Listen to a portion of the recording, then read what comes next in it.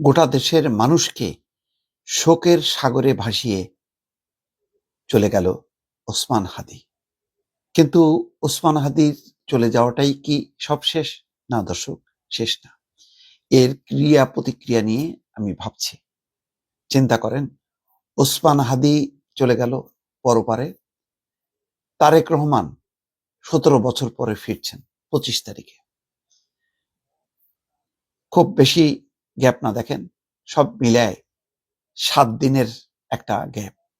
সেই গ্যাপে একজন চলে গেল একেবারে চিরতরে, আর একজন বাংলাদেশের কাঙ্ক্ষিত নেতা তারেক রহমান ফিরছেন। ওসমান হাদির মৃত্যুটা নিঃসন্দেহে অস্বাভাবিক, অপ্রত্যাশিত, কল্পনাই করা যায়নি এইরকম একজন তরুণ নেতা এইভাবে গুলিবিদ্ধ হবেন। এটা কল্পনার বাইরে ছিল, এটা স্বাভাবিক ঘটনা না। এবং এইটা যে পরিকল্পিত, এটা যে পাতানো সাজানো, এটা পরিষ্কার। তার কারণ কি? বহুবার বলেছি যে নির্বাচনকে একটা বানচাল করা, একটা অস্থির পরিবেশ তৈরি করা। খেয়াল করেন, তফসিল ঘোষণার পরেই আস্তে আস্তে নির্বাচনের পরিবেশটা ফিরতে থাকে, কিন্তু তফসিল ঘোষণার পর দিন ওসমান হাদিকে গুলি করা হলো। উদ্দেশ্য পরিষ্কার, এবং সেই উদ্দেশ্যে অনেকে পা দিয়েছে। কিন্তু অস্থিতিশীল পরিবেশ। আজকে দেখেন, কিছুক্ষণ আগে স্ক্রলে যাচ্ছিল, ট্রাভেল পাসের জন্য আবেদন করেছেন তারেক রহমান। তারেক রহমান 6 সদস্যের তার ফ্যামিলির টোটাল 6 সদস্য নিয়ে ফিরছেন। ওই ফ্লাইটে অসংখ্য নেতাকর্মী তারা টিকিট কেটেছেন তারেক রহমানের সঙ্গে দেশে ফিরবেন বলে। আজকে একজন চলে গেলেন, আরেকজন ফিরছেন। একটা শোক আর একটা উৎসব। কিন্তু আমার ধারণা যে ওসমান হাদি মৃত্যুকে কেন্দ্র করে যে পরিবেশ, যে পরিস্থিতির আভাস পাওয়া যাচ্ছে, তাতে উৎসবের আমেজ আর থাকবে কতখানি আমার যথেষ্ট সন্দেহ আছে। ওসমান হাদির সংগঠন ইনকিলাব মঞ্চ আজকেই ঘোষণা করেছে দুপুরের দিকে যে তারা ওই শাহবাগে রোড ব্লক কর্মসূচি পালন করবে ধারাবাহিকভাবে, যতক্ষণ না পর্যন্ত হাদির হত্যাকারীদের গ্রেপ্তার করা না যায়।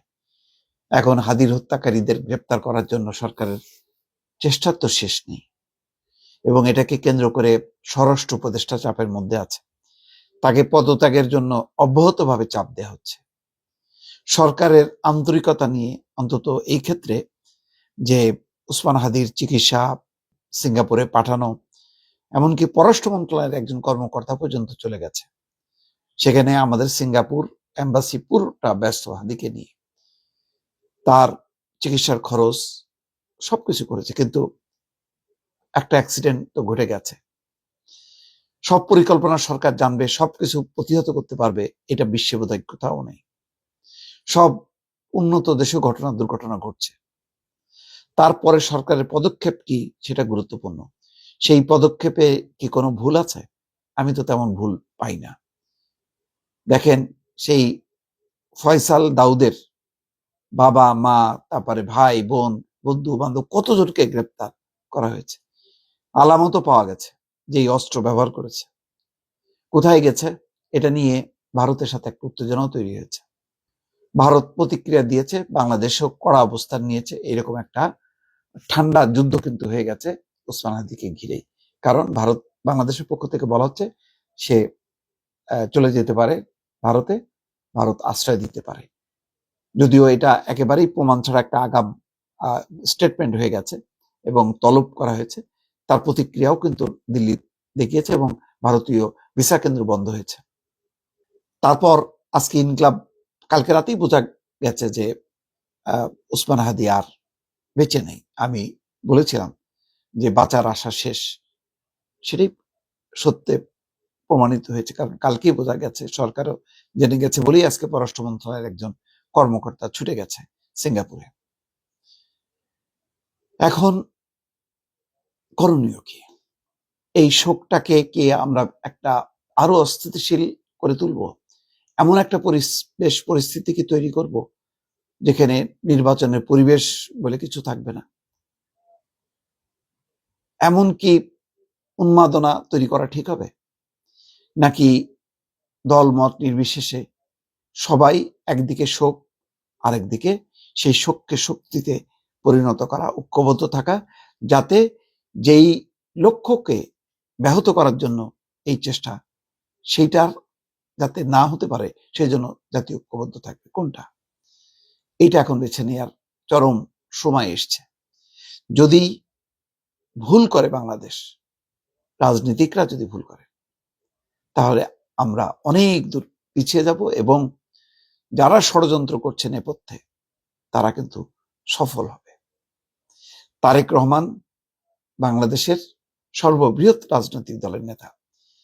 তিনি আসছেন এই ঘোষণার সাথে সাথে বড় একটি রাজনৈতিক দল আস্তে আস্তে তার অবস্থান পরিবর্তন করা শুরু করেছে, দল ঐক্যবদ্ধ হতে শুরু করেছে এবং একটা নির্বাচনী আমেজ বা উৎসবের মতন করে একটা পরিস্থিতি তৈরি হচ্ছে। যদিও এই দলের প্রধান নেত্রী বেগম খালেদা জিয়া এভারকেয়ার হসপিটালের বলতে গেলে তিনিও সংকটাপন্ন অবস্থায় আছেন, তারপরেও সামনে যেই নির্বাচন, এটা শুধু উৎসব না, এটা একটা লড়াই, এটা একটা সংগ্রাম, এটা একটা যুদ্ধ।